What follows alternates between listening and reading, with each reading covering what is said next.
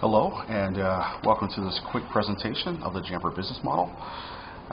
We're going to go through the fundamentals of our business plan and our approach to capturing the market that we're looking at here. When it comes to Jammber, when we describe it to people, especially outside of the music industry, what we like to tell them is that Jammber is just really cool, music-oriented LinkedIn, if you will, with built-in talent development. But in fact, Jammber is so much more than that in our minds. However, our efforts and our MVP are focused primarily around this aspect of meeting people and making better quality music through those relationships. So in and around that, you find Jamber's driving value propositions, help music artists get more of their music to more people and help them make more money doing it. When you look at the market size, it's really a massive market in general, but we also, not only massive, it's primed for disruption. Over 60 million music artists in the US, over 200 million globally, and a particular note, independent music artists account for about 34.5% of overall music business royalties and sales, according to Nielsen SoundScan. That's surpassing any single major record label. Unique though, within that market you have some really underserved pain points.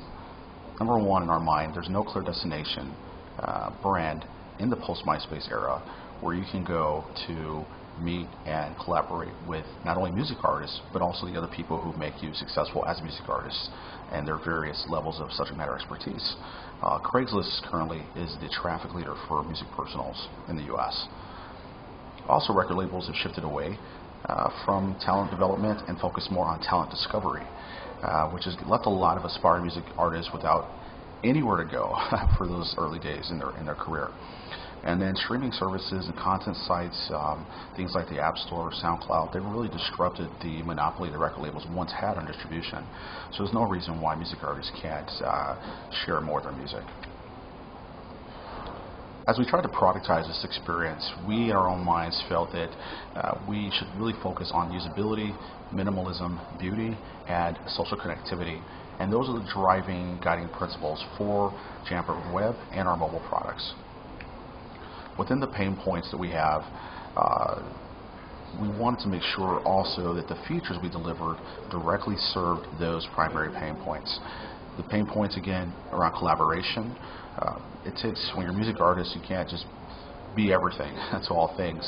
So you've got to find those other key roles. And then when you do find those roles, how do you develop your skills as a music artist? How do you know what's next in your career? What are the next steps? What are record labels looking for in development, if that's the goal and target? And then also how you monetize what you're working on right now. The features, the core features we felt Jammber had to provide to help ease those pains was around discovery, advanced discovery that was both data-driven and agenda-driven, going far beyond just location and genres and skills. We felt there should be some kind of planning roadmap or a small project management piece to it, and of course analytics to give you key insights.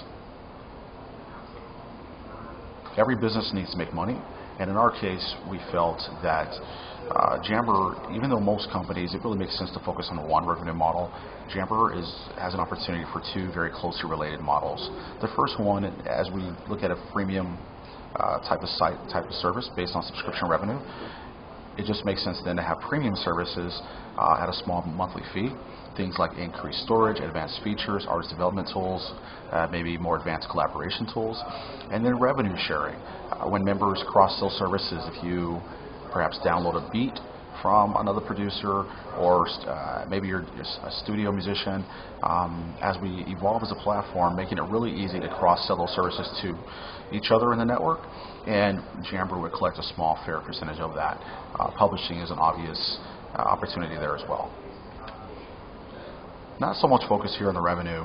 This is our internal draft, but we do want to illustrate, however, that we are well aware of two of the primary factors in growing a freemium model online: cost per acquisition and lifetime value.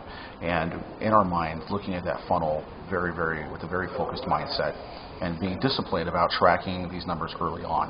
Our MVP is also very targeted towards this, not just providing usability, providing us insights around what our CPA might be, really targeting premium conversions early on, and looking at engagement so we can get a sense of how we will retain users over time. This will make it much easier for us to predict what that average revenue per user might be and what lifetime value overall may be. Within that, we also want to zoom out again and look at the market in general.